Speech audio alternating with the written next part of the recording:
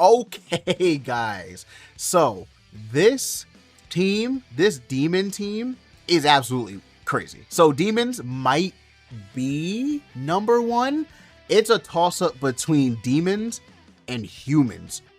Humans are so crazy. Like, humans are actually genuinely, the roster of characters that they have, it's so crazy.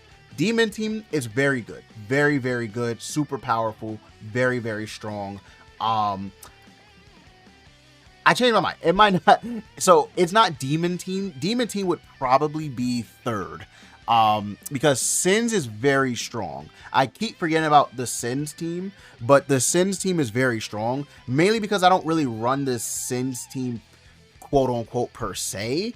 But I do know their strength is very, very powerful. Anyway, so we have here the demon team with female Meliodas and Nemesis Melly. I do think these two, they are probably irreplaceable. I say that, but you could get away with not having this female Meliodas. You need Nemesis Melly. there's no beating around the bush. You do need Nemesis Melly for your demon team. If you want the demon team to be at its most powerful, you do need Nemesis Meliodas. Unfortunately, for people that are gonna start, I think it's, when does Nemesis Melly leave for new players? I think it's after September.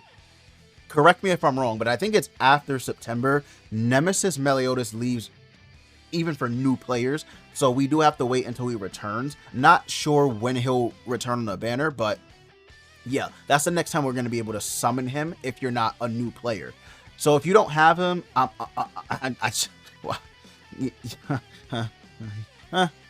like, there's nothing you can really do about that. But female Meliodas is a very good addition to this team. She adds a lot to the team. She taunts. She does debuffs on the enemy. She infects. She's very, very powerful. Cancels stances. She also has a stun.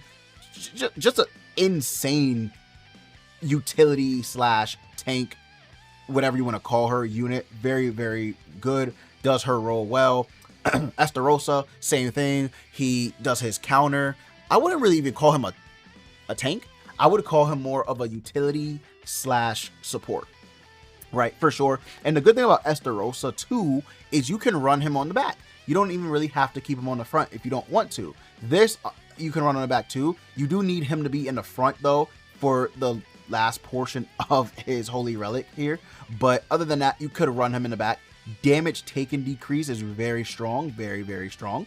That's one of the reasons why the Sins, the excuse me, the Sins, the demons, human team, that's part of the reason why they're powerful, and I feel like it goes unnoticed.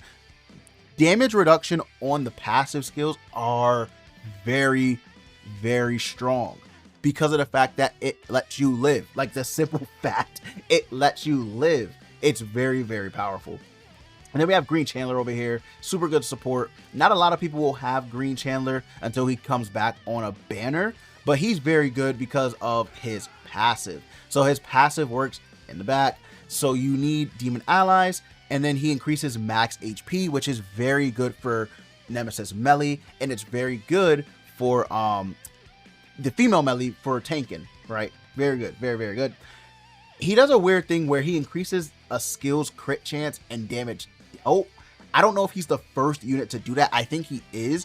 So that pretty much just soft confirms that every skill, even though you do have crit chance, crit damage stats here, it just basically goes to show, or soft confirms again, every skill pretty much has their own chance to crit and, you know, stuff like that.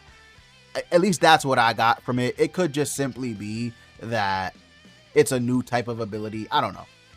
But Chandler's good. Deplete an ult gauge too. Very, very cohesive, very concise. For demons, in like specifically, I'm not sure if this is the best setup. I don't know if you want to run someone like I don't have him, but if you want to run someone like Oppressor Demon King, because Oppressor Demon King, he actually is very good for his, oh, it doesn't show it still. Okay. He's actually very good for his shield. So I don't know if that's the best variant with female melee for demon, maybe Tristan, maybe. I would imagine this would, for demons, I would imagine, take off LR, you don't need LR Roxy. I would imagine this is the best team for demons. It's tough to say, but yeah, demons, very, very strong. And even if you don't have female Meliodas, you know, maybe you're like, I didn't pull her, I didn't pick her for the free unit that they gave us. Again, there's options. You could use Tristan here. Again, you don't, this is a pretty solid team comp too. It'll work. It's not going to get you 100% win rate, but it'll work. Green Chandler in the back. If you don't have Green Chandler, I mean, now we're really picking at straws here, but you could do this Cusack in the back. You can do Cusack in the back. You can even do Zeldris in the back. Again, we're grasping at straws here, but it is what it is at this point. Right when you don't have some of these characters, you can't really run LR Meliodas. I'm sorry. If you have Nemesis Melee, even if you don't, you wouldn't want to run LR Melee. I don't know if you could get away with running this unit anymore, but I guess you could try it if absolutely need be.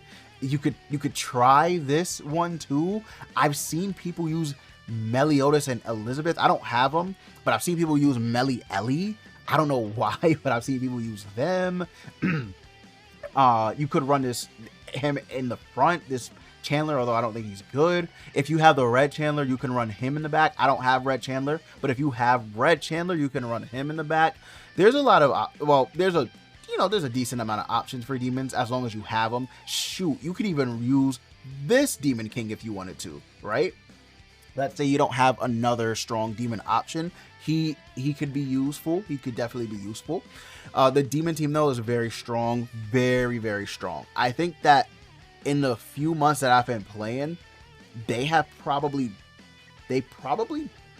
buffed the demon team more than they had back when I was playing originally, probably in just these few months alone.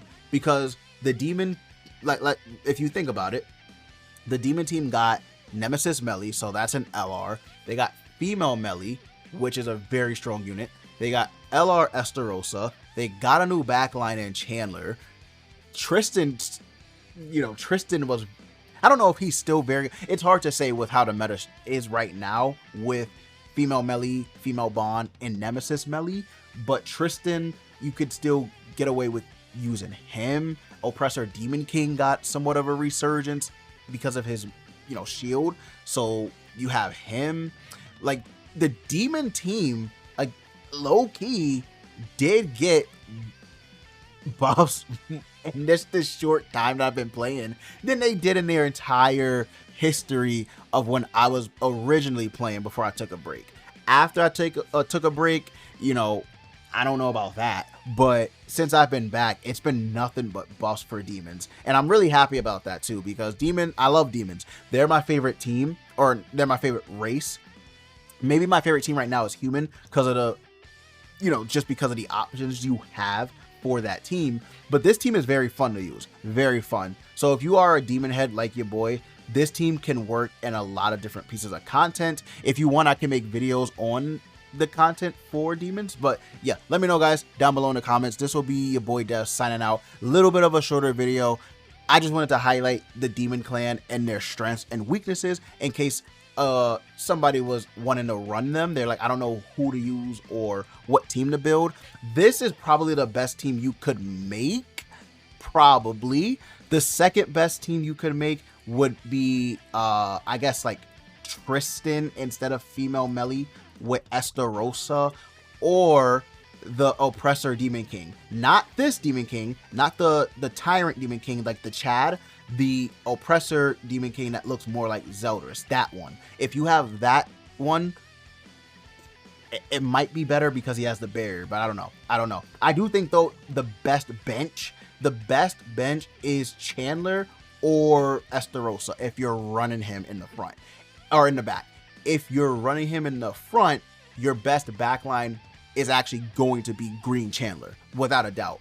But if you're deciding to run him in the back and you don't have Green Chandler, so something like this, which is very good for people that didn't summon for Green Chandler. I really like that they made Estarossa an LR because he can fulfill pretty much what Chandler does. The only thing that he doesn't do really is support much on his passive in the back, unless you have a stance. If you have a stance as a demon, you're gonna get pretty good buffs.